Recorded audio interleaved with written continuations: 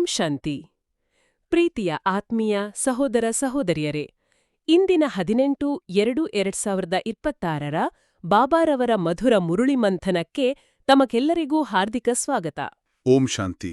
ನಾವು ಲೌಕಿಕ ಜೀವನದಲ್ಲಿ ಗಮನಿಸ್ತೀವಲ್ವಾ, ಕೆಲವೊಬ್ರು ದೊಡ್ಡ ದೊಡ್ಡ ಉದ್ಯಮಿಗಳಿರ್ತಾರೆ. ಅವರು ತಮ್ಮ ಇಡೀ ಸಾಮ್ರಾಜ್ಯವನ್ನೇ ಒಂದೇ ಒಂದು ಮೂಲ ಸಿದ್ಧಾಂತದ ಮೇಲೆ ಕಟ್ಟಿರ್ತಾರೆ. ಹೌದು ಹೌದು. ಎಷ್ಟೇ ಏರುಪೇರಾದ್ರೂ ಆ ಒಂದು ತತ್ವವನ್ನ ಮಾತ್ರ ಅವರು ಬಿಟ್ಕೊಡೋದೇ ಇಲ್ಲ. ಅದನ್ನೇ ಇಟ್ಕೊಂಡು ತಮ್ಮ ಯಶಸ್ಸನ್ನ 10ರಷ್ಟು 100ರಷ್ಟು ಹೆಚ್ಚಿಸ್ಕೊಳ್ತಾರೆ. ಬಹಳ ಸುಂದರವಾದ ಹೋಲಿಕೆ ಇದು. ಆ ಒಂದು ಮೂಲ ತತ್ವ, ಅದೇ ಅವರ ಸಂಪತ್ತಿನ, ಅವರ ಯಶಸ್ಸಿನ ನಿಜವಾದ ಗುಟ್ಟು. ನಿಜ. ಇದೇ ವಿಷಯವನ್ನೇ ನೋಡಿ ಇಂದು ಬಾಬಾ ನಮ್ಮ ಆಧ್ಯಾತ್ಮಿಕ ಪಯಣಕ್ಕೆ ಎಷ್ಟು ಅದ್ಭುತವಾಗಿ ಜೋಡಿಸಿದ್ದಾರೆ. ನಮ್ಮ ಅನಂತ ಕಾಲದ ಸತ್ಯ ಸಂಪಾದನೆಯ ಮೂಲ ಯಾವುದು? ಹೌದು, ಆ ರಹಸ್ಯದ ಮೊದಲ ಹೆಜ್ಜೆಯನ್ನೇ ಬಾಬಾ ಇಂದಿನ ಮುರಳಿಯ ಆರಂಭದಲ್ಲಿ ಹೀಗೆ ಹೇಳುತ್ತಾರೆ. ಮಧುರ ಮಕ್ಕಳೇ, ನೀವು ಹಳೆಯ ಪ್ರಪಂಚದಿಂದ ಸತ್ತು ಹೊಸ ಪ್ರಪಂಚದಲ್ಲಿ ಹೋಗುವುದಕ್ಕಾಗಿ ಈ ವಿಶ್ವವಿದ್ಯಾಲಯಕ್ಕೆ ಬಂದಿದ್ದೀರಿ. ಈಗ ನಿಮ್ಮ ಪ್ರೀತಿಯು ಒಬ್ಬ ಭಗವಂತನೊಂದಿಗೆ ಜೋಡಿಸಲ್ಪಟ್ಟಿದೆ. ಆಹಾ, ಈ ಸಾಲಿನಲ್ಲಿರೋ ಪ್ರತಿಯೊಂದು ಪದಕ್ಕೂ ಅದೆಷ್ಟು ಆಳವಾದ ಅರ್ಥವಿದೆ. ಹೌದು. ಸತ್ತು ಅನ್ನೋ ಪದವನ್ನು ಕೇಳಿದ ತಕ್ಷಣ ಲೌಕಿಕದಲ್ಲಿ ಒಂಥರ ನಕಾರಾತ್ಮಕ ಭಾವನೆ ಬರುತ್ತೆ. ನಿಜ. ಆದ್ರೆ ಇಲ್ಲಿ ಬಾಬಾ ಹೇಳ್ತಿರೋದು ಶಾರೀರಿಕ ಮರಣದ ಬಗ್ಗೆ ಅಲ್ಲ. ಇದು ಹೌದು, ಹಳೆಯ ಸಂಸ್ಕಾರಗಳಿಗೆ, ಹಳೆಯ ದೃಷ್ಟಿಕೋನಕ್ಕೆ, ದೇಹ ಮತ್ತು ದೇಹದ ಸಂಬಂಧಗಳ ಮೇಲಿರೋ ಮೋಹಕ್ಕೆ. ಹೌದು, ಅದಕ್ಕೆ ನಾವು ಕೊಡೋ ತಿಲಾಂಜಲಿ. ಅಂದ್ರೆ ಜೀವಂತವಾಗಿ ಇದ್ಕೊಂಡೆ ಬುದ್ಧಿಯಿಂದ ಆ ಹಳೆಯ ಪ್ರಪಂಚಕ್ಕೆ ವಿದಾಯ ಹೇಳೋದು. ಅಂದ್ರೆ ಇದೊಂದ್ ರೀತಿ ಮಾನಸಿಕ ಬೌದ್ಧಿಕ ಪರಿವರ್ತನೆ. ಅದಕ್ಕಾಗೇ ಇರಬೇಕು ಬಾಬಾ ಇದನ್ನೊಂದು ವಿಶ್ವವಿದ್ಯಾಲಯ ಅಂತ ಕರೀತಾರೆ ಅಲ್ವಾ? ಖಂಡಿತ. ಇದು ಕೇವಲ ಒಂದು ಕುರುಡು ನಂಬಿಕೆಯ ಸ್ಥಳ ಅಲ್ಲ. ಬದಲಾಗಿ ಜ್ಞಾನಪೂರ್ವಕವಾಗಿ ಅಭ್ಯಾಸ ಮಾಡಿ ನಮ್ಮನ್ನ ನಾವೇ ಪರಿವರ್ತಿಸಿಕೊಳ್ಳೋ ಒಂದು ಶಿಕ್ಷಣ ಕೇಂದ್ರ. ಒಬ್ಬ ವಿದ್ಯಾರ್ಥಿ ಹೇಗೆ ಹಂತ ಹಂತವಾಗಿ ಪದವಿ ಪಡಿತಾನೋ ಹಾಗೆ ನಾವಿಲ್ಲಿ ಹಳೆಯ ಪತಿತ ಪ್ರಪಂಚದಿಂದ ಹೊಸ ಪಾವನ ಪ್ರಪಂಚಕ್ಕೆ ಹೋಗೋ ಶಿಕ್ಷಣವನ್ನ ಪಡಿತಾ ಇದ್ದೀವಿ. ಆದ್ರೆ ಈ ಶಿಕ್ಷಣದಲ್ಲಿ ತೇರ್ಗಡೆ ಆಗೋಕೆ ಒಂದು ಮುಖ್ಯವಾದ ಅರ್ಹತೆ ಬೇಕು ಅಂತ ಬಾಬಾ ಹೇಳ್ತಾರೆ. ಹೌದು, ಅದುವೇ ಪ್ರೀತಿ.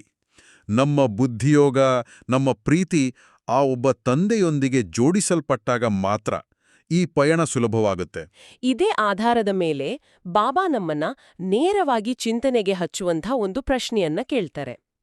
ಯಾವ ವಿಧಿಯಿಂದ ತಂದೆಯ ನೆನಪು ನಿಮ್ಮನ್ನ ಸಾವುಕಾರನನ್ನಾಗಿ ಮಾಡಿಬಿಡ್ತದೆ? ಈ ಪ್ರಶ್ನೆಯೇ ಎಷ್ಟು ಕುತೂಹಲಕಾರಿಯಲ್ವಾ? ಹೌದು. ನೆನಪು ಮಾಡೋದಕ್ಕೂ ಸಾವುಕಾರರಾಗೋದಕ್ಕೂ ಏನ್ ಸಂಬಂಧ? ಹೌದು. ಬಾಬಾ ಇಲ್ಲಿ ನಮ್ಮ ಆಲೋಚನಾ ಕ್ರಮವನ್ನೇ ಬದಲಾಯಿಸ್ತಾರೆ. ಅವರು ಕೇವಲ ನೆನಪು ಮಾಡಿ ಅಂತ ಹೇಳ್ತಿಲ್ಲ, ಆ ನೆನಪಿನ ವಿಧಿಯನ್ನ ಕೇಳ್ತಿದ್ದಾರೆ. ಅದಕ್ಕೆ ಉತ್ತರ ನೋಡಿ, ಎಷ್ಟು ಸರಳವಾದರೂ ಅಷ್ಟೇ ಗಹನವಾದ ರೂಪಕದ ಮೂಲಕ ವಿವರಿಸ್ತಾರೆ. ತಂದೆಯು ಬಿಂದುವಾಗಿದ್ದಾರೆ. ಬಿಂದುವಾಗಿ ಬಿಂದು ತಂದೆಯನ್ನು ನೆನಪು ಮಾಡಿ ಆಗ ಸಾವುಕಾರರಾಗಿ ಬಿಡುವಿರಿ. ಆಹಾ, ಗಣಿತದ ಒಂದು ಸುಂದರವಾದ ನಿಯಮವನ್ನೇ ಬಾಬಾ ಇಲ್ಲಿ ಬಳಸಿದ್ದಾರೆ. ಹೌದು. ಒಂದರ ಮುಂದೆ ಸೊನ್ನೆಯನ್ನು ಸೇರಿಸ್ತಾ ಹೋದಂತೆ ಅದರ ಮೌಲ್ಯ ಹೇಗೆ 10ರಷ್ಟು 100ರಷ್ಟು 1000ದಷ್ಟು ಹೆಚ್ಚಾಗುತ್ತೋ ಹಾಗೆ. ನಿಖರವಾಗಿ. ಇಲ್ಲಿ 1 ಅನ್ನೋದು ಸ್ಥಿರವಾದ ಆತ್ಮ. ಅದರ ಮುಂದೆ ಸೇರುವ ಪ್ರತಿಯೊಂದು ಬಿಂದು ಅಥವಾ ಸೊನ್ನೆ ಪರಮಾತ್ಮನ ನೆನಪು. ಪರಮಾತ್ಮ ಜ್ಯೋತಿರ್ಬಿಂದು. ಹೌದು, ನಾವಾತ್ಮರೂ ಜ್ಯೋತಿರ್ಬಿಂದು. ಆ ಬಿಂದು ಸ್ವರೂಪದ ತಂದೆಯನ್ನ ನಾವು ಬಿಂದು ಸ್ವರೂಪದಲ್ಲಿ ನೆನಪು ಮಾಡಿದಾಗ ನಮ್ಮ ಆತ್ಮಿಕ ಖಾತೆಯಲ್ಲಿ ಸತ್ಯ ಸಂಪಾದನೆಯು ಜಮೆ ಆಡುತ್ತಾ ಹೋಗುತ್ತೆ. ಇದು ಈ ಜನ್ಮದ ಲೌಕಿಕ ಸಂಪತ್ತಲ್ಲ. ಖಂಡಿತ ಅಲ್ಲ. ಇದು ಜನ್ಮ ಜನ್ಮಾಂತರಕ್ಕೂ ಜೊತೆಯಲ್ಲಿ ಬರುವ ಅವಿನಾಶಿ ಸಂಪತ್ತು. ನೆನಪಿನಿಂದ ವಿಕರ್ಮಗಳು ವಿನಾಶವಾಗ್ತವೆ ಮತ್ತು ನಮ್ಮ ಖಾತೆಯಲ್ಲಿ ಪುಣ್ಯದ ಬಿಂದುಗಳು ಸೇರ್ತಾ ಹೋಗ್ತವೆ. ಹೌದು, ಇವೇ ನಿಜವಾದ ಸಾವುಕಾರತನ. ಈ ಸಾವುಕಾರತನದ ಭಾವನೆಯನ್ನ ಇನ್ನಷ್ಟು ಆಳಕ್ಕಿಳಿಸೋ ಹಾಗೆ ಇಂದಿನ ಮುರಳಿಯಲ್ಲಿ ಒಂದು ಗೀತೆ ಇದೆ. ಸಭೆಯಲ್ಲಿ ಜ್ಯೋತಿ ಬೆಳಗಿತು. ಓಂ ಶಾಂತಿ. ಈ ಗೀತೆಯ ಸಾಲುಗಳನ್ನ ಲೌಕಿಕ ದೃಷ್ಟಿಯಲ್ಲಿ ನೋಡಿದ್ರ ಒಂದು ಅರ್ಥ ಸಿಗ್ಬೋದು. ಆದರೆ ಬಾಬಾ ಇದರ ಆಧ್ಯಾತ್ಮಿಕ ರಹಸ್ಯವನ್ನ ತೆರೆದಿಡ್ತಾರೆ. ಸಾಮಾನ್ಯವಾಗಿ ಜ್ಯೋತಿಯನ್ನ ಕಂಡಾಗ ಪತಂಗ ಅದಕ್ಕೆ ಆಕರ್ಷಿತವಾಗಿ ತನ್ನನ್ನೇ ಸುಟ್ಟುಕೊಳ್ಳುತ್ತೆ. ಲೌಕಿಕದಲ್ಲಿ ಇದನ್ನ ಒಂಥರ ದುರಂತ ಪ್ರೇಮ ಕಥೆಯಂತೆ ನೋಡ್ತಾರೆ. ಹೌದು. ಆದರೆ ಇಲ್ಲಿ ಬಾಬಾ ಅದೇ ಉದಾಹರಣೆಯನ್ನ ನಮ್ಮ ಶ್ರೇಷ್ಠ ಗುರಿಯನ್ನ ನೆನಪಿಸಲು ಬಳಸ್ತಾರೆ. ಹೌದು, ಪತಂಗಕ್ಕೆ ಜ್ಯೋತಿಯ ಮೇಲೆ ಇರುವಂತಹ ಏಕಾಗ್ರ ಪ್ರೀತಿ, ಆ ನಿಷ್ಠೆ ನಮಗೆ ಆ ಪರಮ ಜ್ಯೋತಿಯಾದ ತಂದೆ ಮೇಲೆ ಇರಬೇಕು ಅಂತ. ಆ ಪ್ರೀತಿಯಲ್ಲಿ ನಾವು ಸುಟ್ಟುಕೊಳ್ಳಬೇಕಾಗಿರುವುದು ನಮ್ಮ ದೇಹವನ್ನಲ್ಲ, ಬದಲಾಗಿ ದೇಹದ ಮೇಲಿರುವ ಭ್ರಾಂತಿಯನ್ನ, ಹಳೆಯ ಸಂಸ್ಕಾರಗಳನ್ನ, ಸರಿಯಾಗಿ ಹೇಳಿದ್ರೆ ತಂದೆಯನ್ನು ನೆನಪು ಮಾಡ್ತಾ ಮಾಡ್ತಾ ಶರೀರ ಬಿಡಬೇಕಾಗಿದೆ ಅನ್ನೋದೇ ಇದರ ಅಂತಿಮ ಗುರಿ. ಲೌಕಿಕದಲ್ಲಿ ಯಾರಾದ್ರೂ ನಾನು ಪ್ರೀತಿ ಮಾಡ್ತಿರೋದು ಸಾಯೋಕೆ ಅಂದ್ರೆ ಎಲ್ರೂ ಅವ್ರನ್ನ ವಿಚಿತ್ರವಾಗಿ ನೋಡ್ತಾರಲ್ವಾ? ಖಂಡಿತ. ಆದರೆ ನಮ್ಮ ಆಧ್ಯಾತ್ಮಿಕ ಪಯಣದಲ್ಲಿ ಭಗವಂತನ ಮೇಲಿನ ಪ್ರೀತಿಯ ಅರ್ಥವೇ ಹಳೆಯ ಪ್ರಪಂಚದಿಂದ ಸಾಯೋದು ಮತ್ತು ಅವರ ಬಳಿ ಅವರ ಹೊಸ ಪ್ರಪಂಚಕ್ಕೆ ಹೋಗೋದು. ಈ ಹೊಸ ಪ್ರಪಂಚ ಅಂದ್ರೆ ಸ್ವರ್ಗದ ರಚಯಿತ ತಾವೇ ಅಂತ ಬಾಬಾ ಹೇಳ್ತಾರೆ. ಹೌದು. ಅವರಿಂದ ನಮ್ಗೆ 21 ಜನ್ಮಗಳ ಆಸ್ತಿ, ಮನೆ, ಸಂಪತ್ತು ಎಲ್ಲವೂ ಸಿಗುತ್ತೆ. ಇಲ್ಲಿ ಬಾಬಾ ಒಂದು ಸೂಕ್ಷ್ಮವಾದ ಸಾಮಾಜಿಕ ಹೋಲಿಕೆಯನ್ನ ಮಾಡ್ತಾರೆ. ಹೌದು. ಲೌಕಿಕದಲ್ಲಿ ಹೆಣ್ಮಕ್ಕಳಿಗೆ ತಂದೆಯ ಆಸ್ತಿಯಲ್ಲಿ ಪೂರ್ಣ ಹಕ್ಕು ಸಿಗೋದು ಕಷ್ಟ. ಅವ್ರನ್ನ ಇನ್ನೊಂದು ಮನೆಗೆ ಸೇರಿದವರು ಅಂತ ಪರಿಗಣಿಸ್ತಾರೆ. ಆದರೆ ಪಾರಲೌಕಿಕ ತಂದೆಯ ಬಳಿ ಈ ತಾರತಮ್ಯ ಇಲ್ಲ. ಇಲ್ಲಿ ಪ್ರತಿಯೊಂದು ಆತ್ಮವು ಸ್ತ್ರೀ ಶರೀರದಲ್ಲಿರ್ಲಿ ಅಥವಾ ಪುರುಷ ಶರೀರದಲ್ಲಿರ್ಲಿ ಎಲ್ಲರೂ ಮಕ್ಕಳೇ. ಎಲ್ಲರಿಗೂ ಆಸ್ತಿಯಲ್ಲಿ ಸಮಾನವಾದ ಹಕ್ಕಿದೆ. ಇದು ಎಂತಹ ದೊಡ್ಡ ಭರವಸೆಯ ಮಾತು ಅಲ್ವಾ? ಹೌದು. ಮತ್ತು ಆ ಹೊಸ ಪ್ರಪಂಚದ ಗಣಿತವೇ ಬೇಲೆ. ಬಾಬಾ ಹೇಳ್ತಾರೆ, ಹೊಸ ಪ್ರಪಂಚದಲ್ಲಿ ಕಡಿಮೆ ಮನುಷ್ಯರು, ಅಪಾರ ಸುಖ. ಹಳೆ ಪ್ರಪಂಚದಲ್ಲಿ ಹೆಚ್ಚು ಮನುಷ್ಯರು, ಅಷ್ಟೇ ದುಃಖ. ಈ ಒಂದು ಸರಳವಾದ ವಾಕ್ಯದಲ್ಲಿ ಇಡೀ ಕಲಿಯುಗದ ಸಮಸ್ಯೆಯ ಸಾರಾಂಶ ಅಡಗಿದೆ. ನಿಜ. ಜನಸಂಖ್ಯೆ ಹೆಚ್ಚಾದಂತೆ ಸಂಪನ್ಮೂಲಗಳ ಕೊರತೆ, ಸಂಬಂಧಗಳಲ್ಲಿ ಸಂಘರ್ಷ ಎಲ್ಲವೂ ಹೆಚ್ಚಾಗ್ತಾ ಹೋಗುತ್ತೆ. ಅದಕ್ಕಾಗಿಯೇ ಇಡೀ ಜಗತ್ತು ಆ ಒಬ್ಬ ತಂದೆಯನ್ನ ಪತಿತ ಪಾವನ ಅಂತ ಕರೆಯುತ್ತೆ. ಬಂದು ನಮ್ಮನ್ನು ದುಃಖದಿಂದ ಮುಕ್ತಗೊಳಿಸುವಂತ ಪ್ರಾರ್ಥಿಸುತ್ತೆ. ಬೇರೆ ದೇವಾನುದೇವತೆಗಳನ್ನ ಎಲ್ಲಾ ಧರ್ಮದವರು ಒಪ್ಪದೇ ಇರಬಹುದು. ಆದರೆ ಸರ್ವಶಕ್ತ ಮುಕ್ತಿದಾತನಾದ ಆ ಒಬ್ಬ ಪರಮಾತ್ಮನನ್ನ ಎಲ್ಲರೂ ಯಾವುದಾದ್ರೂ ಒಂದು ರೂಪದಲ್ಲಿ ಒಪ್ತಾರೆ. ಹೌದು. ಆದರೆ ಬಾಬಾ ಇಲ್ಲಿ ಒಂದು ತಾರ್ಕಿಕ ಪ್ರಶ್ನೆಯನ್ನು ನಮ್ಮ ಮುಂದಿಡ್ತಾರೆ. ತಂದೆಯೂ ಸುಖ ಕೊಡುವವರಾಗಿದ್ರೆ ಹಾಗಾದರೆ ದುಃಖವನ್ನ ಕೊಡುವವರು ಯಾರು? ಇದು ನಿಜಕ್ಕೂ ನಾವು ಆಲೋಚಿಸಬೇಕಾದ ವಿಷಯ. ತಂದೆಯಂತೂ ದುಃಖ ಕೊಡೋದಿಲ್ಲ. ಖಂಡಿತ ಇಲ್ಲ. ಅವರ ಬಿರುದೇ ಸುಖಕರ್ತ, ದುಃಖಹರ್ತ. ಹಾಗಾದ್ರೆ ಮನುಷ್ಯರು ದುಃಖಿಯಾಗೋಕೆ ಕಾರಣವಾದ್ರೂ ಏನು? ಕಾರಣ ನಮ್ಮ ಕರ್ಮಗಳು ಮತ್ತು ರಾವಣನ ಪ್ರವೇಶ. ತಂದೆಯ ಶ್ರೀಮತವನ್ನ ಮರೆತು ಮನುಷ್ಯರು ತಮ್ಮದೇ ಮನ್ಮತ ಮತ್ತು ಪರಮತದಂತೆ ನಡೆದಾಗ ಪತನ ಶುರುವಾಗುತ್ತೆ. ಬಾಬಾ ಹೇಳ್ತಾರೆ, ಶಿವತಂದೆಯು ಮಧುಬನದಲ್ಲಿ ಮುರಳಿಯನ್ನ ನುಡಿಸ್ತಾರೆ ಎಂಬ ನೆನಪು ಮಕ್ಕಳ ಬುದ್ಧಿಯಲ್ಲಿರಬೇಕು. ಇಲ್ಲಿ ಮುರಳಿ ಅಂದ್ರೆ ಕೃಷ್ಣನ ಕೈಯಲ್ಲಿರುವಂತಹ ಕಟ್ಟಿಗೆಯ ವಾದ್ಯ ಅಲ್ಲ. ಖಂಡಿತ ಅಲ್ಲ. ಇದು ಜ್ಞಾನದ ಮುರಳಿ. ಸ್ವಯಂ ಜ್ಞಾನಸಾಗರನಾದ ತಂದೆಯು ನಮ್ಮ ಬುದ್ಧಿಯಲ್ಲಿ ಊದುವ ಜ್ಞಾನದ ಶಂಖನಾದ. ಅದಕ್ಕಾಗಿಯೇ ನಾವು ಹಾಡೋ ಹಾಡುಗಳು, ನಮ್ಮ ಮಾತುಗಳು ಕೂಡ ಆ ತಂದೆಯ ನೆನಪನ್ನ ತರುವಂತಹ ಜ್ಞಾನದ ಗೀತೆಗಳಾಗಿರಬೇಕು ಅಂತಾರೆ ಬಾಬಾ. ಮತ್ತು ಆ ಜ್ಞಾನದ ಅಡಿಪಾಯವೇ ಪವಿತ್ರತೆ. ಬಾಬಾ ಪದೇ ಪದೇ ಪವಿತ್ರತೆಯ ಮಹತ್ವವನ್ನ ಒತ್ತಿ ಹೇಳ್ತಾರೆ. ಹೌದು. ಎಲ್ಲಿಯವರೆಗೆ ಪವಿತ್ರತೆ ಇರೋದಿಲ್ಲವೋ ಅಲ್ಲಿಯವರೆಗೆ ನಿಜವಾದ ಸುಖಶಾಂತಿ ಅನುಭವಿಸೋಕೆ ಸಾಧ್ಯವೇ ಇಲ್ಲ. ಲೌಕಿಕದಲ್ಲಿ ಸನ್ಯಾಸಿಗಳು ಮನೆಯನ್ನು ತ್ಯಜಿಸ್ತಾರೆ, ಆದ್ರೆ ಅವರ ಮನಸ್ಸು ಸಂಕಲ್ಪಗಳಿಂದ ಮುಕ್ತವಾಗಿರೋದಿಲ್ಲ. ಅದಕ್ಕೆ ಬಾಬಾ ಅದನ್ನ ಅರ್ಧ ಸನ್ಯಾಸ ಅಂತಾರೆ. ಹೌದು. ಆದರೆ ನಮ್ಮದು ಪೂರ್ಣ ಸನ್ಯಾಸ. ಮನಸ್ಸಿನಿಂದ, ಬುದ್ಧಿಯಿಂದ ಹಳೆಯ ಪ್ರಪಂಚವನ್ನ ತ್ಯಜಿಸೋದು. ಈ ಪತನಕ್ಕೆ ಮೂಲ ಕಾರಣವನ್ನು ಬಾಬಾ ಸ್ಪಷ್ಟಪಡಿಸ್ತಾರೆ. ತಂದೆ ಸರ್ವವ್ಯಾಪಿ ಅಂತ ಹೇಳೋದ್ರಿಂದಲೇ ದೊಡ್ಡ ಗ್ಲಾನಿಯಾಗಿದೆ ಅಂತಾರೆ. ಹೌದು. ಎಲ್ಲ ಕಡೆ ಕಣಕಣದಲ್ಲೂ ದೇವರಿದ್ರೆ ಆಮೇಲೆ ಪತಿತ ಪಾವನ ಬಂದು ನಮ್ಮನ್ನ ಪಾವನ ಮಾಡು ಅಂತ ಕರೆಯೋ ಅವಶ್ಯಕತೆನೇ ಇರ್ತಿರ್ಲಿಲ್ಲ. ಇದು ತರ್ಕಕ್ಕೆ ವಿರುದ್ಧವಾದ ಮಾತಲ್ವಾ? ಖಂಡಿತ. ಅದಕ್ಕಾಗಿಯೇ ಬಾಬಾ ಒಂದು ಕಠೋರವಾದರೂ ಸತ್ಯವಾದ ಮಾತನ್ನ ಹೇಳ್ತಾರೆ. ನರನಿಂದ ನಾರಾಯಣನಾಗುವ ವ್ಯಾಪಾರ ಬಿಟ್ರೆ ಮತ್ತೆಲ್ಲಾ ವ್ಯಾಪಾರಗಳಲ್ಲಿ ಧೂಳೇ ಇದೆ. ಎಂಥದ್ದೇ ಲೌಕಿಕ ಸಾಧನೆ ಮಾಡಿರ್ಲಿ, ಕೊನೆಗೆ ಈ ಶರೀರದ ಜೊತೆ ಎಲ್ಲವನ್ನೂ ಬಿಟ್ಟುಹೋಗ್ಬೇಕು. ಹೌದು. ಆದರೆ ಈ ಸತ್ಯ ಸಂಪಾದನೆಯ ವ್ಯಾಪಾರದಲ್ಲಿ ದೇಹ ಸಹಿತ ಎಲ್ಲವನ್ನು ತಂದೆಗೆ ಅರ್ಪಿಸಿದಾಗ ನಮಗೆ ಸತೋಪ್ರಧಾನವಾದ ಹೊಸ ಶರೀರ ಮತ್ತು ಹೊಸ ಪ್ರಪಂಚದ ಆಸ್ತಿ ಸಿಗುತ್ತೆ. ಆದರೆ ಕೆಲವೊಮ್ಮೆ ಜ್ಞಾನದ ಮಾತುಗಳು ಸತ್ಯ ಅಂತ ಗೊತ್ತಿದ್ರೂ ಅದು ಬುದ್ಧಿಯಲ್ಲಿ ಸ್ಥಿರವಾಗಿ ಕೂರೋದಿಲ್ಲ. ಮನಸ್ಸು ಚಂಚಲವಾಗುತ್ತೆ. ಆಗ ಆತ್ಮವು ತಂದೆಯ ಬಳಿ ಪ್ರಾರ್ಥಿಸುತ್ತೆ, ಬಾಬಾ, ನನ್ನ ಬುದ್ಧಿಯ ಬೀಗವನ್ನು ತೆರೆಯಿರಿ. ಅದಕ್ಕೆ ಬಾಬಾ ಕೊಡುವ ಉತ್ತರ ಬಹಳ ಪ್ರಾಯೋಗಿಕವಾಗಿದೆ. ನಾನು ಬಂದಿರೋದೇ ನಿಮ್ಮ ಬುದ್ಧಿಯ ಬೀಗವನ್ನ ತೆರೆಯೋಕೆ. ಆದರೆ ನಿಮ್ಮ ಜನ್ಮಜನ್ಮಾಂತರದ ಕರ್ಮಗಳ ಲೆಕ್ಕಾಚಾರ ಭಾರವಾಗಿದ್ದರೆ ಬೀಗ ಸುಲಭವಾಗಿ ತೆರೆಯೋದಿಲ್ಲ. ಅಂದ್ರೆ ಬಾಬಾ ಯಾವುದೇ ಪವಾಡ ಮಾಡೋದಿಲ್ಲ? ಇಲ್ಲ. ಒಬ್ಬ ಶಿಕ್ಷಕ ವಿದ್ಯಾರ್ಥಿಯ ಮೇಲೆ ಕೃಪೆ ತೋರಿ ಪರೀಕ್ಷೆ ಬರೆಯೋಕ್ಕಾಗಲ್ಲ. ಹೌದು. ಆದರೆ ಹೆಚ್ಚು ಸಮಯ ಕೊಟ್ಟು ಹೆಚ್ಚುವರಿ ತರಗತಿ ತಗೊಂಡು ಅಭ್ಯಾಸ ಮಾಡೋಕೆ ಪ್ರೇರೇಪಿಸಬಹುದು. ಹಾಗೆಯೇ ಬಾಬಾ ನಮಗೆ ಜ್ಞಾನದ ಅವಕಾಶಗಳನ್ನ ಸದಾ ತೆರೆದಿಟ್ಟಿರ್ತಾರೆ. ಪುರುಷಾರ್ಥ ಮಾಡಬೇಕಾಗಿರೋದು ನಾವು. ಆ ಪುರುಷಾರ್ಥದ ಪಯಣದಲ್ಲಿ ಅತಿ ದೊಡ್ಡ ವಿಘ್ನ ಅಂದ್ರೆ ವಿಕಾರಗಳು. ಬಾಬಾ ಹೇಳ್ತಾರೆ, ವಿಕಾರದ ರುಚಿ ಸ್ವಲ್ಪ ಹತ್ತಿದ್ರೂ ಅದು ಬೆಳೆತಾ ಹೋಗ್ತದೆ. ಇದು ಸಿಗರೆಟಿನ ಚಟದ ಹಾಗೆ. ಯಾರೋ ಸ್ನೇಹಿತರು ಒತ್ತಾಯ ಮಾಡಿದ್ರು ಅಂತ ಒಮ್ಮೆ ಸೇದಿದ್ದು ಆಮೇಲೆ ಅದು ಅಭ್ಯಾಸವಾಗಿ ಚಟವಾಗಿ. ಬಿಡಲಾಗದ ಬಂಧನವಾಗಿ ಬಿಡುತ್ತೆ. ಸಂಗದೋಷದಿಂದ ಕೆಟ್ಟ ಗುಣಗಳು ಬಹಳ ಬೇಗ ಅಂಟುಕೊಳ್ತವೆ. ಅದಕ್ಕಾಗಿಯೇ ಬಾಬಾ ಇಂತಹ ಚೀಚಿ ಅಭ್ಯಾಸಗಳನ್ನ ಬಿಡ್ಲು ಹೇಳ್ತಾರೆ. ಇದಕ್ಕೆ ಆಹಾರ ಶುದ್ಧಿಯೂ ಬಹಳ ಮುಖ್ಯ. ನಾವು ದೇವತೆಗಳಿಗೆ ಎಷ್ಟು ಪವಿತ್ರವಾದ ಭೋಗವನ್ನು ನೈವೇದ್ಯವಾಗಿಡ್ತೀವೋ ನಮ್ಮ ಶರೀರವೆಂಬ ದೇವಾಲಯಕ್ಕೂ ಅಷ್ಟೇ ಪವಿತ್ರವಾದ ಭೋಜನವನ್ನು ನೀಡಬೇಕು. ಸತ್ಯಯುಗದಲ್ಲಿ ಪ್ರಕೃತಿಯೇ ಸತೋಪ್ರಧಾನವಾಗಿರುತ್ತೆ. ಹೌದು, ಅಲ್ಲಿ ಬೆಳೆಯೋ ಹಣ್ಣು ತರಕಾರಿಗಳಲ್ಲಿಯೂ ದೈವೀ ಗುಣಗಳಿರ್ತವೆ. ಆ ಸತ್ಯಯುಗದ ನಮ್ಮ ಭವಿಷ್ಯದ ಸ್ಮೃತಿ ನಮ್ಗೆ ಸದಾ ಒಂದು ಅಲೌಕಿಕ ನಶೆಯನ್ನ ಕೊಡಬೇಕು. ಹೌದು, ನಮ್ಮ 84 ಜನ್ಮಗಳ ಚಕ್ರ ಈಗ ಪೂರ್ಣವಾಯ್ತು.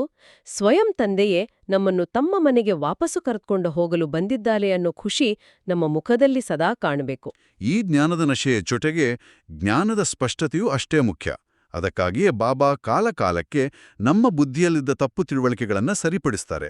ಉದಾಹರಣೆಗೆ ದ್ರೌಪದಿಯ ಕಥೆ. ಹೌದು, ಅವಳು 5 ಪತಿಗಳಿಗಾಗಿ ಭಗವಂತನನ್ನ ಕರೀಲಿಲ್ಲ. ಬದಲಾಗಿ ಕಾಮ ಮಹಾಶತ್ರುವಿನಿಂದ ತನ್ನ ರಕ್ಷಣೆಗಾಗಿ ಪತಿತ ಪಾವನನನ್ನ ಕರೆದಳು ಉಂಟ ಬಾಬಾ ಸ್ಪಷ್ಟಪಡಿಸ್ತಾರೆ.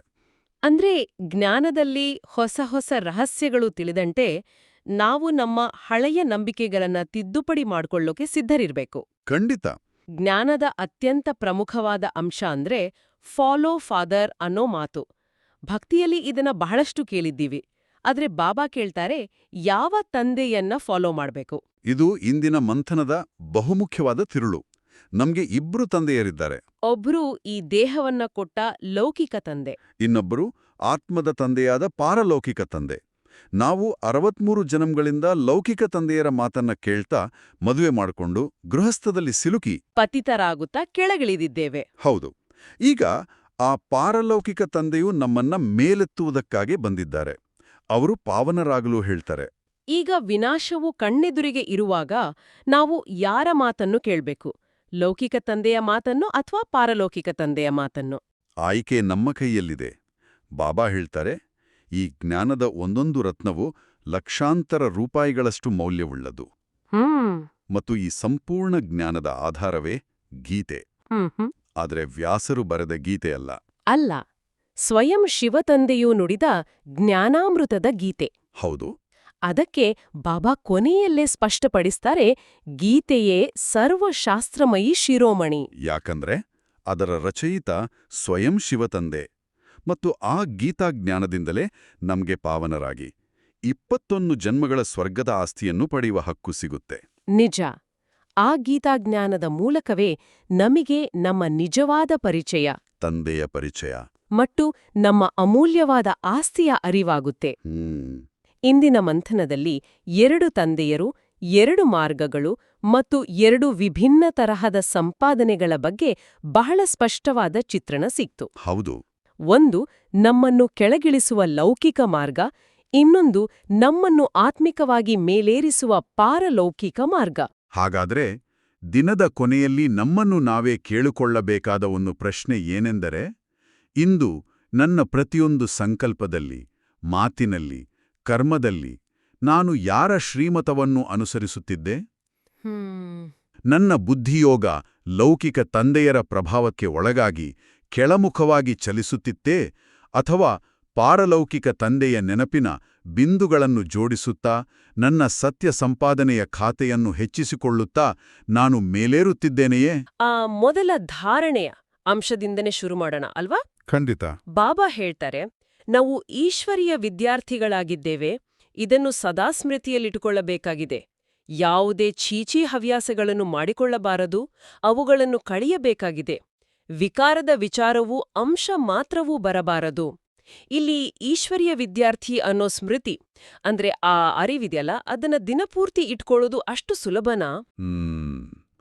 ಬಹಳ ಪ್ರಾಯೋಗಿಕವಾದ ಪ್ರಶ್ನೆ ಇದು.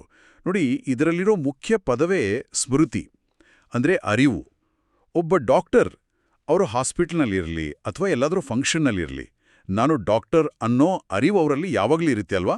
ಹೌದು ಹೌದು.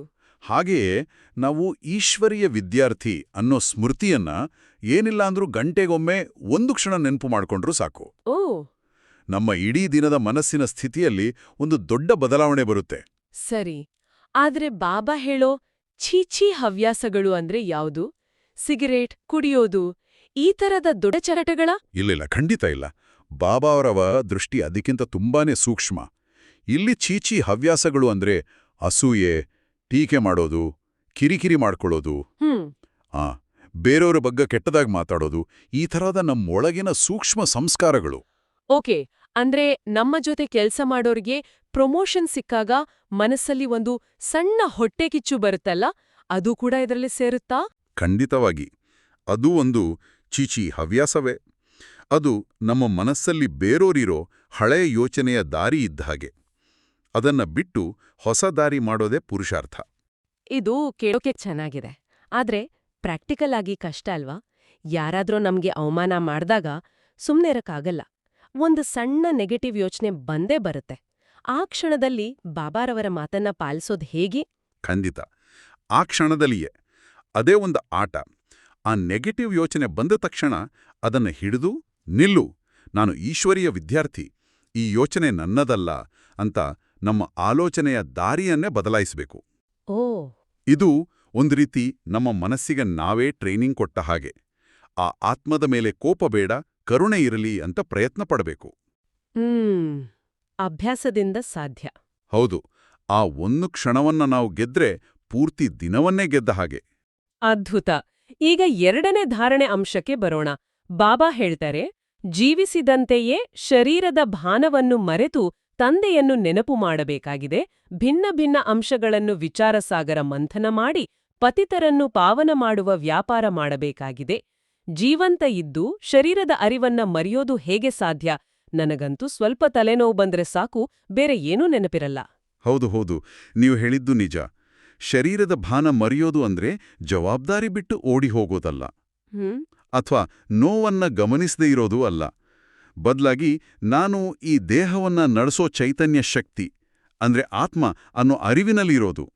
ಉದಾಹರಣೆಗೆ, ಒಬ್ಬ ಒಳ್ಳೆ ಡ್ರೈವರ್ ಕಾರ್ ಓಡಿಸುವಾಗ ಅವನು ಪ್ರತಿ ಸಲನೂ ಇಂಜಿನ್ ಬಗ್ಗೆ, ಟೈರ್ ಬಗ್ಗೆ ಯೋಚಿಸಲ್ಲ ಅಲ್ವಾ? ಇಲ್ಲ, ಸಹಜವಾದಿ ಓಡಿಸ್ತಾನೆ. ಹಾಗೆಯೇ ನಾವು ಈ ಶರೀರವನ್ನ ಬಳಸೋ ಆತ್ಮ ಅನ್ನೋ ಅರಿವಿನಲ್ಲಿ ನಮ್ಮೆಲ್ಲ ಕೆಲಸಗಳನ್ನ ಮಾಡಬೇಕು. ಆಗ ದೇಹದ ನೋವು, ವಯಸ್ಸು ಇವುಗಳ ಪ್ರಭಾವ ಕಡಿಮೆ ಆಗುತ್ತೆ. ಸರಿ, ಹಾಗಾದ್ರೆ ಪತಿತರನ್ನು ಪಾವನ ಮಾಡುವ ವ್ಯಾಪಾರ ಅಂದ್ರೆ ಏನು? ಬರೀ ಬಾಯಲ್ಲಿ ಜ್ಞಾನ ಹೇಳೋದಾ? ಖಂಡಿತ ಇಲ್ಲ. ಅದು ಅದಕ್ಕಿಂತ ಬಹಳ ಆಳವಾದ ಮಾತು. ವ್ಯಾಪಾರ ಅಂದ್ರೆ ಕೊಡೋದು ತಗೊಳ್ಳೋದು. ಇಲ್ಲಿ ನಾವು ಕೊಡೋದು ನಮ್ಮ ಶುದ್ಧ ಶಕ್ತಿಶಾಲಿ ವೃತ್ತಿ, ಅಂದ್ರೆ ನಮ್ಮ ಪಾಸಿಟಿವ್ ವೈಬ್ರೇಷನ್. ಓಕೆ. ನಮ್ಮ ಮನೆಗೆ ಅಥವಾ ಆಫೀಸಿಗೆ ಯಾರಾದ್ರೂ ದುಃಖದಲ್ಲಿ ಬಂದ್ರೆ ನಾವೇನು ಮಾತಾಡದೇ ಇದ್ರೂ ನಮ್ಮ ಶಾಂತ ಮತ್ತು ಪ್ರೀತಿಯ ದೃಷ್ಟಿ, ನಮ್ಮ ಸ್ಥಿರವಾದ ಮನಸ್ಸೇ ಅವ್ರಿಗೆ ಶಕ್ತಿ ಕೊಡುತ್ತೆ. ಓ, ಇದೊಂದು ಮೌನ ಸೇವೆ ಇದ್ದ ಹಾಗೆ. ಖಂಡಿತ.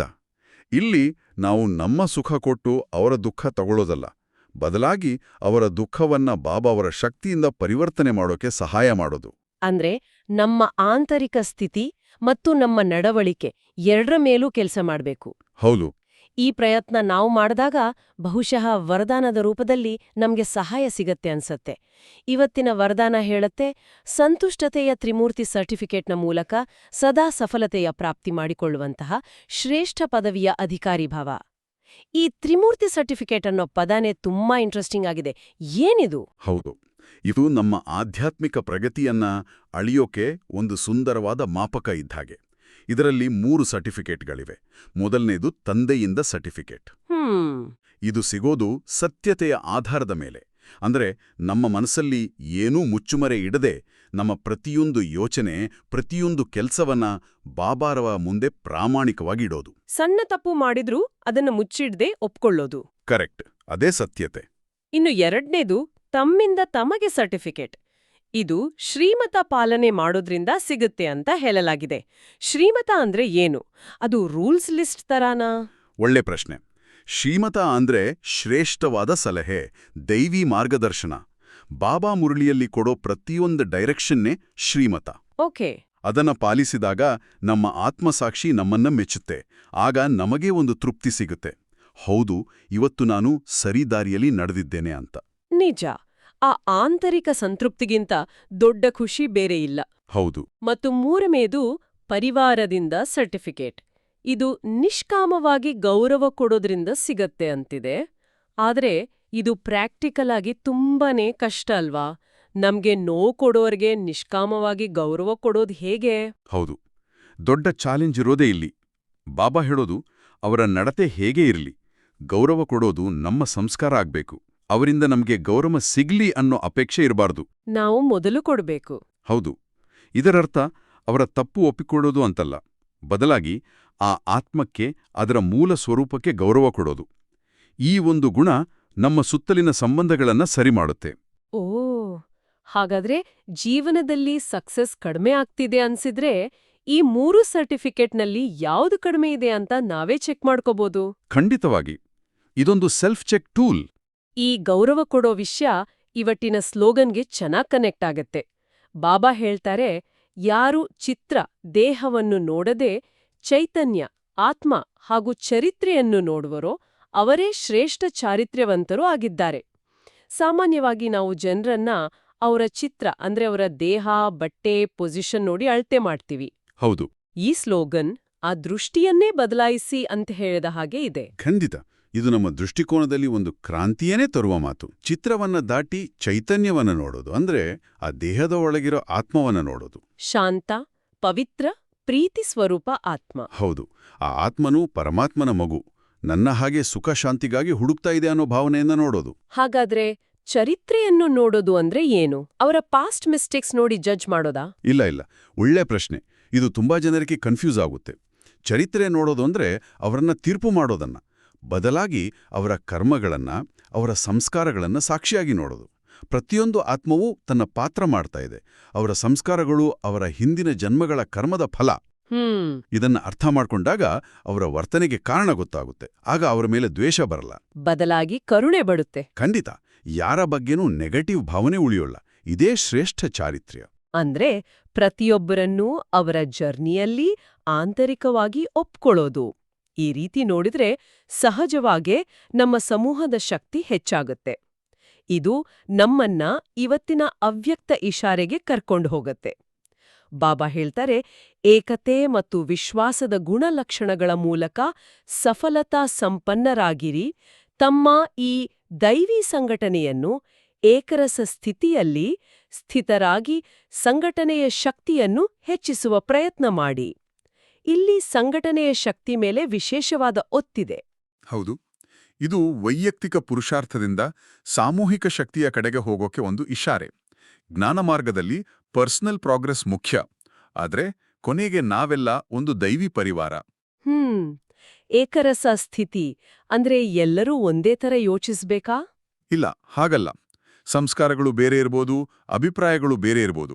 ಆದರೆ ನಾವೆಲ್ಲರೂ ಒಂದೇ ತಂದೆಯ ಮಕ್ಕಳು ಅನ್ನೋ ಆತ್ಮಿಕ ಸ್ನೇಹ, ಆ ಏಕತೆಯ ಭಾವನೆ ಕಡಿಮೆ ಆಗಬಾರದು. ನಮ್ಮ ಗುರಿ ಒಂದೇ ಇದೆ ಅಲ್ವಾ? ವಿಶ್ವ ಪರಿವರ್ತನೆ. ಆ ಗುರಿಯಲ್ಲಿ ಎಲ್ಲರ ಮನಸ್ಸು, ಬುದ್ಧಿ ಒಂದಾದರೆ ಅದೇ ಏಕರಸ ಸ್ಥಿತಿ. ಉದಾಹರಣೆಗೆ, ಒಂದು ಕುಟುಂಬದಲ್ಲಿ ಎಲ್ಲರ ಸ್ವಭಾವ ಬೇರೆ ಬೇರೆ ಇರುತ್ತೆ. ಅಲ್ಲಿ ಈ ಏಕತೆ ಹೇಗೆ ಸಾಧ್ಯ? ನೋಡಿ, ಒಂದು ಬೆರಳಿಗೆ ಅಷ್ಟೋ ಶಕ್ತಿ ಇರಲ್ಲ. ಆದರೆ 5 ಬೇರೆ ಬೇರೆ ಆಕಾರದ ಬೆಳ್ಳುಗಳು ಸೇರಿದ್ರೆ ಒಂದು ಮುಷ್ಟಿಯಾಗುತ್ತೆ. ಅದಕ್ಕೆ ತುಂಬ ಶಕ್ತಿ ಬರುತ್ತೆ. ಹೌದು. ಹಾಗೆಯೇ ನಮ್ಮೆಲ್ಲರ ಬೇರೆ ಬೇರೆ ವಿಶೇಷತೆಗಳು ಒಟ್ಟಾದಾಗ, ನಮ್ಮ ಶುಭ ಸಂಕಲ್ಪಗಳು ಒಂದಾದಾಗ ಅದೊಂದು ದೊಡ್ಡ ಶಕ್ತಿಯಾಗಿ ಪರಿವರ್ತನೆ ಆಗುತ್ತೆ. ಆ ಸಂಘಟಿತ ಶಕ್ತಿ ಇಡೀ ವಾಯುಮಂಡಲವನ್ನೇ ಶುದ್ಧಿ ಮಾಡುತ್ತೆ. ಅದ್ಭುತ. ಇವತ್ತಿನ ಚರ್ಚೆ ನಿಜವಾಗಿಯೂ ಒಂದು ಸಂಪೂರ್ಣ ಪಯಣದ ಹಾಗೇ ಇತ್ತು. ಧಾರಣೆಯಿಂದ ನಮ್ಮನ್ನ ನಾವು ಸರಿಪಡಿಸಿಕೊಳ್ಳೋದು, ವರದಾನದಿಂದ ಸಫಲತೆ, ಸ್ಲೋಗನಿಂದ ನಮ್ಮ ದೃಷ್ಟಿಯನ್ನೇ ಬದಲಾಯಿಸೋದು, ಕೊನೆಗೆ ಇಶಾರೆಯ ಮೂಲಕ ನಮ್ಮ ವೈಯಕ್ತಿಕ ಶಕ್ತಿಯನ್ನ ಸಂಘಟಿತ ಶಕ್ತಿಯಾಗಿ ಮಾಡೋದು. ಎಲ್ಲವನ್ನೂ ಅರ್ಥ ಮಾಡ್ಕೊಂಡ್ವಿ. ಹಾಗಾದ್ರೆ ಇಂದಿನ ಚರ್ಚೆಯಿಂದ ನಮ್ಮ ಕೇಳುಗರಿಗೆ ಒಂದು ಸಣ್ಣ ಅಭ್ಯಾಸ. ಆ ಸಂತುಷ್ಟತೆಯ ತ್ರಿಮೂರ್ತಿ ಸರ್ಟಿಫಿಕೇಟ್ ಇದೆಯಲ್ಲ, ಅದರಲ್ಲಿ ಯಾವುದಾದ್ರೂ ಒಂದು ಸರ್ಟಿಫಿಕೇಟ್ ಪಡೆಯೋಕೆ ಇವತ್ತು ವಿಶೇಷವಾಗಿ ಪುರುಷಾರ್ಥ ಮಾಡೋಣ ಅಂತ ಸಂಕಲ್ಪ ಮಾಡ್ಕೊಳ್ಬೋದು. ಅಂದ್ರೆ ತಂದೆಯ ಜೊತೆ ಸಂಪೂರ್ಣ ಸತ್ಯವಾಗಿರೋದು. ಹೌದು. ಅಥವಾ ದಿನದಲ್ಲಿ ಯಾರು ಸಿಕ್ಕರೂ ಅವರ ನಡತೆ ಹೇಗೆ ಇರಲಿ, ಅವರಿಗೆ ಮನಪೂರ್ವಕವಾಗಿ ನಿಷ್ಕಾಮವಾಗಿ ಗೌರವ ಕೊಡೋದು. ಈ ಒಂದು ಸಣ್ಣ ಅಭ್ಯಾಸ ನಮ್ಮನ್ನ ವರದಾನದ ಸ್ವರೂಪವೇ ಮಾಡಿಬಿಡುತ್ತೆ. ಖಂಡಿತವಾಗಿಯೂ. ಮಧುರಾತಿ ಮಧುರ. ಅಗಲಿ ಹೋಗಿ ಮರಳಿ ಸಿಕ್ಕಿರುವ ಮಕ್ಕಳ ಪ್ರತಿ ಮಾತಾಪಿತಾ ಬಾಪ್ದಾದಾರವರ ನೆನಪು, ಪ್ರೀತಿ ಹಾಗೂ ಸುಪ್ರಭಾತ. ಆತ್ಮಿಕ ಮಕ್ಕಳಿಗೆ ಆತ್ಮಿಕ ತಂದೆಯ ನಮಸ್ತೆ. ಇಂದಿನ ದಿನವಿಡೀ ನಾವು ಚರ್ಚಿಸಿದ ಈ ಅವ್ಯಕ್ತ ಸ್ಥಿತಿಯನ್ನು ಅನುಭವಿಸಲು ಪ್ರಯತ್ನಿಸೋಣ ಮತ್ತು ಬಾಬಾರವರ ವರದಾನದ ಹಸ್ತ ಸದಾ ನಮ್ಮ ತಲೆಯ ಮೇಲಿದೆಯೆಂಬ ಸ್ಮೃತಿಯಲ್ಲಿರೋಣ. ನಿಜ, ಇಂದಿನ ಈ ಚರ್ಚೆ ಎಲ್ಲರ ಆಧ್ಯಾತ್ಮಿಕ ಪಯಣಕ್ಕೆ ಸಹಕಾರಿಯಾಗಿದೆ ಎಂದು ನಾವು ನಂಬುತ್ತೇವೆ. ಎಲ್ಲರಿಗೂ ಈ ನಮ್ಮ ಮಾತುಕತೆ ಇಷ್ಟವಾದಲ್ಲಿ ದಯವಿಟ್ಟು ಈ ಜ್ಞಾನದ ಅಮೃತವನ್ನು ತಮ್ಮ ಆತ್ಮೀಯರಿಗೂ ಶೇರ್ ಮಾಡಿ. ಹೌದು, ಮತ್ತು ಇಂತಹ ದೈನಂದಿನ ಮುರಳಿ ಮಂಥನಕ್ಕಾಗಿ ನಮ್ಮ ಶಿವವಾಣಿ ಚಾನೆಲ್ ಅನ್ನು ಸಬ್ಸ್ಕ್ರೈಬ್ ಮಾಡಲು ಮರೆಯಬೇಡಿ. ಹಾಗಾದರೆ ನಾಳೆ ಮತ್ತೆ ಭೇಟಿಯಾಗೋಣ. ಅಲ್ಲಿಯವರೆಗೆ ಬಾಬಾರವರ ಸಿಹಿ ನೆನಪಿನಲ್ಲಿರಿ. ಓಂ ಶಾಂತಿ. ಓಂ ಶಾಂತಿ. ಓಂ ಶಾಂತಿ.